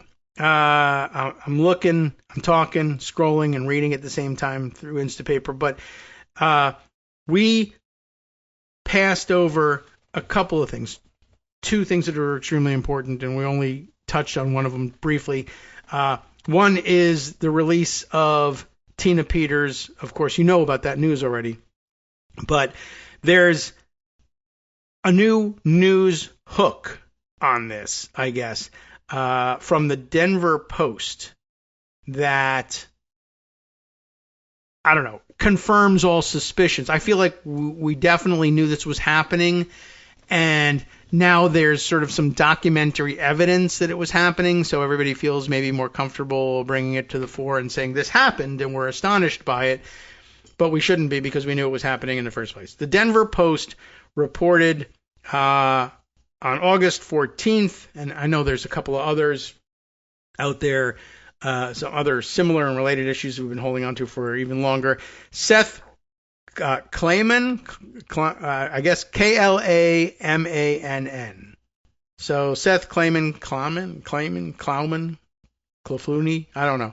Klayman is my best guess. I'm sorry, Seth, I didn't check ahead of time. This is important work, and like I said, document something that you and I and everybody you know knew was happening, but couldn't, and you wouldn't have been able to prove it in a court yet. Now they're proving it in court. There you go. Smoking gun email shows White House summoned agencies to Colorado-focused meeting amid Tina Peters furor. Whew, it's complex. You've done enough reading, studying, listening to know what that headline means all by yourself and connect the dots. In the days after December meeting, subheader reads, several agencies in attendance announced cuts or adverse actions against the state. Okay, now you know what this is all about. In mid-December, an assistant to President Donald Trump summoned officials from several federal agencies to a meeting so they could discuss what to do about Colorado. What do you mean? Well, you know what they mean, but you should ask rhetorically, what? What do you mean? Under the subject line, brainstorm call, it's really some other kind of storm. Come on, guys. Emily Underwood asked officials from 5 agencies to join a call later that day. That's a high-level meeting. 5 agencies. You should get ready to attend this meeting, prepared to discuss immediate actions that your department or agency can take with respect to Colorado. And by that we mean by screwing Colorado. What can you do to make life worse for Coloradans? Because we're mad that the governor of Colorado isn't doing something that we want done. And that is, of course, pardoning Tina Peters. The purpose of this call, like they put it in writing, the purpose of this call is to prioritize Colorado for the purposes of ensuring grants and federal support are in line with administrative priorities. Underwood, a deputy assistant to the president, wrote to officials from the Departments of Energy, Transportation, Interior, and Agriculture, as well as the Office of Management and Budget. And I'm sure she wrote this with the idea in mind that if this comes to light, I'm not saying outright and in writing, come to this meeting, I want you to bring your best ideas to punish Colorado until and maybe even after Jared Polis pardons Tina Peters. This is wink, wink language that's supposed to make it pass legal muster. We're trying to make sure that your departments are funding programs in alignment with presidential priorities. That's supposed to be like permissible language, although really it's not. There's supposed to be a little bit more independence between the execution of these federal grant programs and political considerations, and they're already crossing that line. But I'm sure they thought at the time this was permissible. It will require a very careful inquiry to show that it's not and why it's not. But on the surface, people like Donald Trump, smooth-brained people will say, the president directs stuff, sure. Unitary executive, after all. Don't get me started on that. Anyway, the email was sent at 2:43 a.m., which, calls its logic and refinement into question. But on December 15th, hours before Trump publicly castigated Governor Jared Polis as, quote, weak and pathetic over the continued imprisonment of former Mesa County Clerk Tina Peters. That's why he's weak and pathetic. As it turns out, there's other reasons, but this was the one that Trump was focused on. So at 2:43 in the morning, he's telling somebody to put out the call for a meeting in a couple of hours because I'm about to attack Jared Polis on this, and I want to execute right away. The Underwood email was disclosed publicly during a hearing in Denver on Tuesday. That's why it's back. It's last Tuesday, so a week ago now, as part of a Colorado lawsuit alleging retaliation by the Trump administration that state officials argue was motivated by the president's frustration with Peters' incarceration and by the state's mail-in balloting system, by which we mean the very existence of the state's mail-in balloting system. But again, this is a state lawsuit. Interesting. So the state of Colorado, Jared Polis, governor, is suing in federal court saying that they were illegally targeted by the administration for not knuckling under on the question of Tina Peters' release, which I guess sets up the question, what did Jared Polis get out of doing Trump's bidding here? Because a lot of the things that you'll see revealed in this article as possible strikes against Colorado are still happening. Like, I don't know what Polis saved Colorado from in all of this, but it's also interesting that presumably he's A-OK with the idea of suing the federal government, and maybe he is hoping that this is the vehicle that redeems him. Now I'll get to reveal what leverage he was using to force me to do this, although there better be more because these things never got stopped even when he complied with Trump's wishes. But there may in fact be something more, and maybe something more personal. According to a transcript of the hearing reviewed by the Denver Post, a senior state attorney said the email amounted to a smoking gun. In the days that followed Underwood's notes, several agencies included in the email announced adverse actions against Colorado, canceling hundreds of millions of dollars in funding and moving to close a renowned climate lab in Boulder. Like we can ill afford that, but whatever. Let's do it anyway. It's extraordinary, David Moskowitz, Colorado's Deputy Solicitor General, said during the Tuesday hearing in U.S. District Court. The state had requested the hearing and produced the email in an effort to force the Trump administration to turn over more records. And it's extraordinary because the scheme was run directly out of the executive office of the president, Moskowitz is quoted as saying here, and true. The White House on Thursday denied that Underwood's email was related to Peters. That's the design of it. A spokeswoman did not comment on the record for this story other than to direct questions about grant funding to the Budget Management Office. Throughout the fall, tension had mounted between the state and the Trump administration.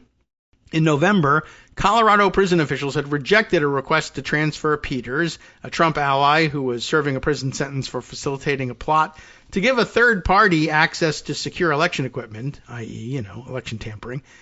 Trump had called Polis demanding Peters' release. In May, Polis reduced her sentence and released her early. You know all about that, of course.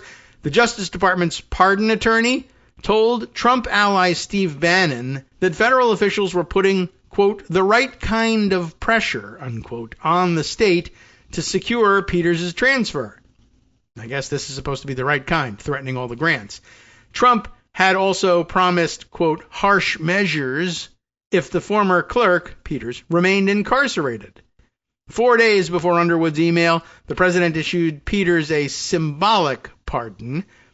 Within days of that, quote, brainstorm call, A conservative media outlet reported that the Department of Energy was cutting $615 million in funding intended for Colorado. The Department of Transportation said it would end $109 million in grant funding to the state. The Office of Management and Budget moved to shutter the National Center for Atmospheric Research in Boulder. Federal emergency officials rejected disaster relief funding for fire-scarred areas on the western slope. The Department of Agriculture ordered the state to swiftly recertify 100,000 Supplemental Nutrition Assistance Program recipients within 30 days. That's the only good news in all of this. But yeah, agriculture cut 100,000 people off of SNAP benefits as well, and that one at least got overturned. I don't know how the outcome, in the long term has been. Before the month was out, Trump vetoed legislation that would have brought clean water to parts of the state. Yeah, and that was like that, and the disaster relief funds were both in your face to Lauren Boebert. Like, this was more important than even Lauren Boebert. My goodness. Underwood's email appeared to leave the federal judge overseeing the case aghast.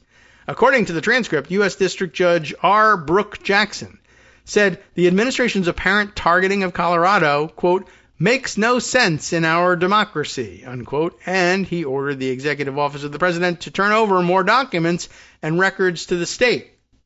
We'll see whether they do that. I don't know whether they'll go the route of, what do we care? We're immune from everything. Here's our documents, to we're also immune to the order to show you the documents, so we're just not going to show you the documents, or we'll eat them or flush them down the toilet because we're embarrassed, or will they just say, we're not embarrassed about anything? Anyway, I've never seen anything like it, the judge said. I've never even imagined something like it. Well, that's your fault. Jackson said of the email, which he read aloud in court, the very idea that the President of the United States or the executive office of the President would target a state because they don't feel that the state and its administrators are in line with the current administration's priorities is phenomenal. It's also daily headlines, I would say, Your Honor. I mean, I don't mean to embarrass you or anything, but I mean, it's the day-to-day, minute-to-minute reality we live in and have lived in for 10 years, minus the Biden administration years of it, but we certainly lived with that as open and obvious Republican theory of governance. But it is now currently an everyday occurrence.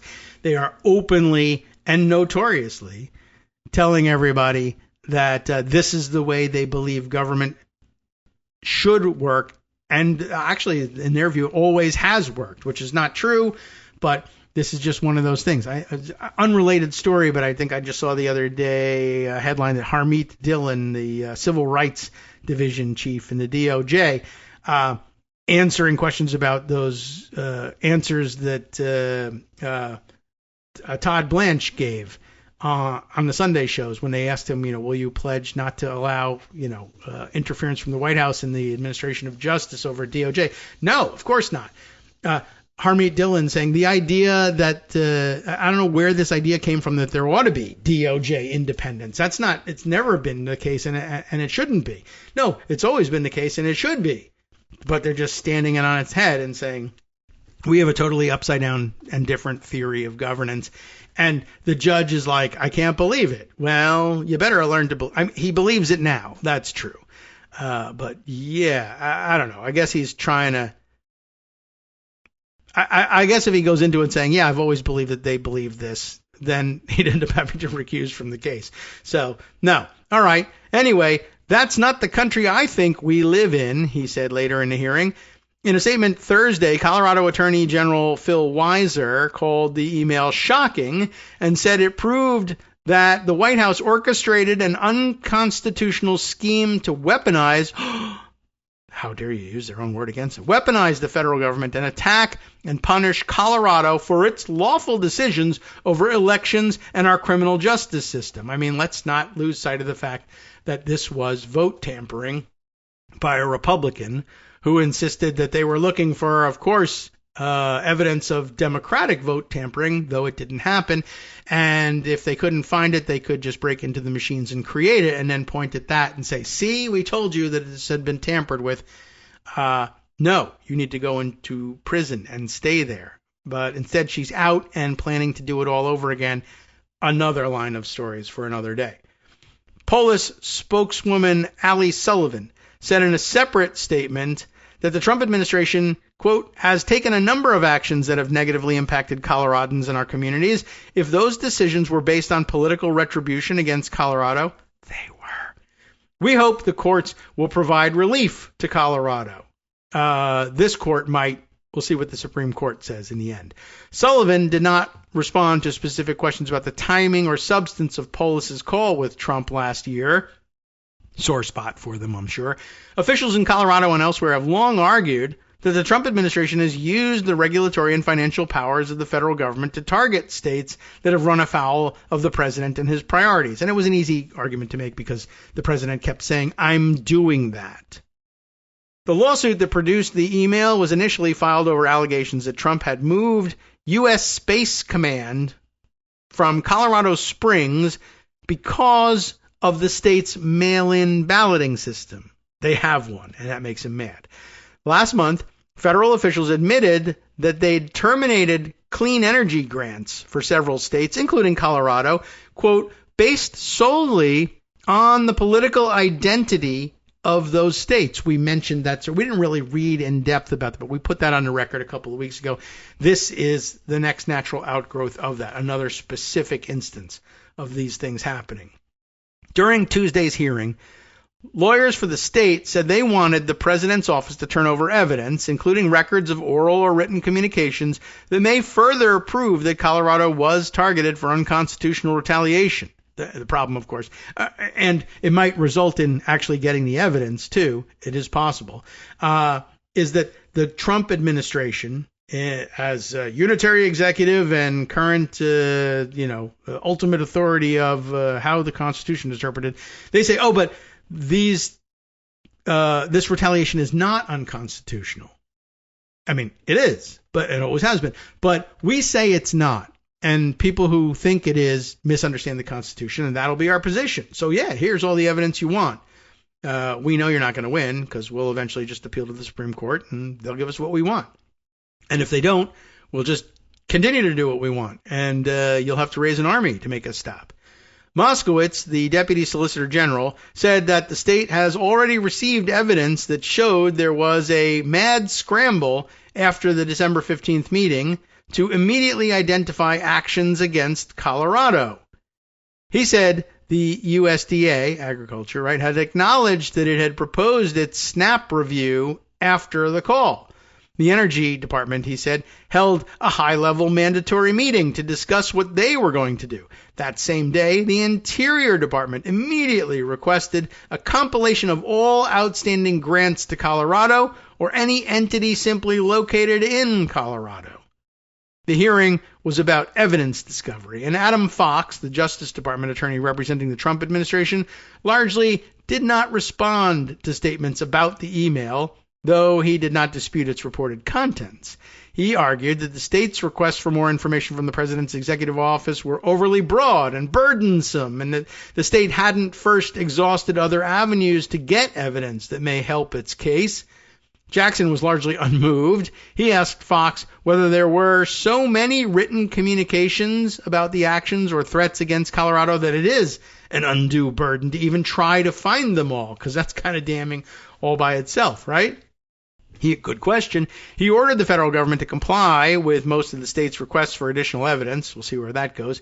He said he understood that the government should be protected from turning over information, particularly if it's sensitive to anyone who files a lawsuit against the president. But, a state is a pretty decent entity. But these are extraordinary times we're talking about, and this is an extraordinary memo, Jackson continued.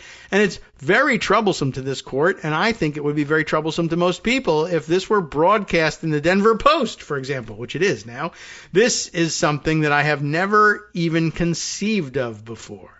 How do you like that? Now, the Denver Post here acknowledges that the New York Times contributed to this report, and that's probably the report on the larger problem of this happening to multiple states that are, quote-unquote, not in alignment with presidential priorities for whatever reason.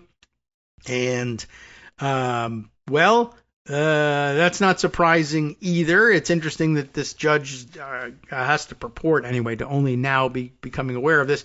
This will, of course, lead to an appeal, whatever he decides, and the appeal to the circuit court and then later the Supreme Court on an emergency basis, if necessary, will just be that, yeah, this is overly burdensome we're busy conducting the excursion to Iran and depleting our armed forces on behalf of the Russians or whatever to respond to your thing. We're just not going to, and you can't force us to. And as I said, eventually it comes to, even if the Supreme Court doesn't help us out, then maybe we just say, to hell with that. We're still not giving it to you, and you'll have to raise an army and defeat us on the battlefield if you want this information, during which time, of course, we'll destroy it. But I guess that becomes easier now. The armed forces that they're planning on using to suppress rebellion at home has depleted all of its top-level weaponry, but they still got pretty good, rudimentary weaponry that'll make it a problem if you are thinking about overthrowing the government. Still a tough road to hoe, I would imagine. Anyway, unless Trump was right about Obama using up all the bullets, of course. Yeah, that would make a huge difference. All right. I guess we'll throw in one more thing here that is relatively new and try to get out ahead of one of these things.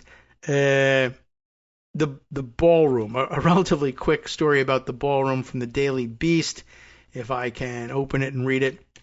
I'm not sure where this one is going. It's just odd. Trump ballroom goons, secret Kremlin talks exposed. It's a bit of a flashy headline on a Will Neal report for the Daily Beast. I don't know if the text justifies all this. I didn't know there was a ballroom goon, but I guess there is one. Rodney Mims Cook Jr. is, I guess, the alleged goon here, is getting awfully cozy with one of the nation's most powerful adversaries. That's actually supposed to be Russia in all of this, but, questionable about how powerful they are these days. The MAGA goon in charge of Donald Trump's most ostentatious D.C. vanity project, the ballroom, held secret talks with Vladimir Putin's aides during a trip to Russia, which, by itself doesn't necessarily mean all that much, although you might ask the question, what are you going to Russia for? Where are you building this ballroom? Happening in D.C., I'm sure on a rush schedule. It's very important. And, of course, now that Trump claims it's a military installation / ballroom, how about don't go to Russia at all? What were you going? Are you going there for parts? I mean, it will eventually. Remember, don't forget, we're going to have to demolish this thing based on national security alone. Forget, the symbolism of it all. But the thing's going to be swimming in surveillance devices, and I guess Russian ones. He was in Russia for a shopping trip for the wiring for the ballroom? Probably. Anyway, who knows? Why was he there? I mean, that's a legit question. Rodney Mims Cook Jr., 70, by the way, if you want to track his age, who serves as chair of the U.S. Commission of Fine Arts, put in an appearance at the St. Petersburg International Economic Forum in June. I see so far no justification for this trip whatsoever. Right? Fine Arts Commission. What? The event is widely known as the Russian tyrant's answer to the World Economic Forum in Davos, Switzerland. Interesting. And Cook had already, in 2018, become the first U.S. official ever to attend. That's, weird all by itself. The fine arts chief sparked backlash at home after parading designs for Trump's various pet projects at the Russian forum. Where would you like to put the listening devices, guys? Preening that the U.S. president had, quote, asked me to help him oversee the new White House ballroom during a roundtable that included actor Steven Seagal, for some strange reason, a notorious Putin apologist. What's he doing there? What's any of this happening at all? Secretary of State Marco Rubio, who might have a reason to be there, said at the time that he was, quote, not aware that the U.S. delegation was attending the event, a U.S. delegation, any U.S. delegation. But behind the scenes, Cook appears to have been working on a covert diplomatic mission that cuts directly to the heart of Rubio's portfolio. So why not have Rubio do it? Sources with knowledge of the ballroom maestro's meeting with Kremlin officials say the hope was that he might be able to help nudge along negotiations for an end to Putin's war on Ukraine, the Financial Times reports. The Fine Arts Commission guy? What? They added that one of the people he spoke with, Anton Kobyakov, works as a senior aide to the Russian president. The Daily Beast has contacted the White House for comment on this story. Cook declined to answer the Financial Times, questions about the talks, and particularly whether Trump had personally tasked him with them or whether there were plans for him to make a similar trip in the future. There are many requests, he said. We're working on that now. By the way, one of my other follow-up questions, are you effing crazy? Did you make this up? Are you hallucinating? Whether or not the trip came at Trump's direct request, the fine arts chief was eager to pass along the U.S. president's best wishes during a question and answer session at the event with Putin himself. He offered a, quote, good hello, nice English there by that, good hello from your friend, President Trump, and told the Russian leader that we have a lot of ideas to talk about between our two capital cities in the next week, which is not St. Petersburg. But okay. By the way, it's more of a comment than a question at the question and answer period. All right, I'm way behind in starting the music. Sorry about that, Justice. Let me finish up this article and get out of your way. Cook spent much of his time in St. Petersburg talking up Russian culture and architecture, delivering a lengthy presentation of his own dacha in Atlanta, Georgia. That's called a house. All right, and the aesthetic merits of Russian Orthodox churches. What now appears in hindsight to have been a concerted effort at diplomacy by flattery came 17 months since Trump sailed past his initial day one deadline to end the war in Ukraine, another campaign promise that falls by the wayside. Trump's, all right, so there you go. That's the deal on this one. There was some more language at the end of this, which is not related. Just wanted to kind of put that one on the record. It's also inexplicable occurrence that the head of the U.S. Commission on Fine Arts, one, becomes Trump's ballroom goon, and two, goes to Russia for any reason at all, and then actually goes there to try to say, by the way, good hello from your friend, and my question is, can we end the war in Ukraine? No, probably not. But thanks for asking. All right, time for me to hand things over now, a long time ago, to Justice Putnam for the West Coast Cookbook and Speakeasy, next right here on Netroots Radio. Let me scan the preview and call out the big stuff after this. Netrootsradio.com. You have been listening to Kagro in the Morning with David Waldman. Okay, hold on to your hats. His long list of corruption scandals exposes Trump as, quote, an absolute crook. Okay, I mean, I think we knew that, but there's nothing like hearing Justice Putnam tell you that in his own inimitable manner, and that happens next, right here on Netroots Radio. Please do stay tuned. Come back tomorrow.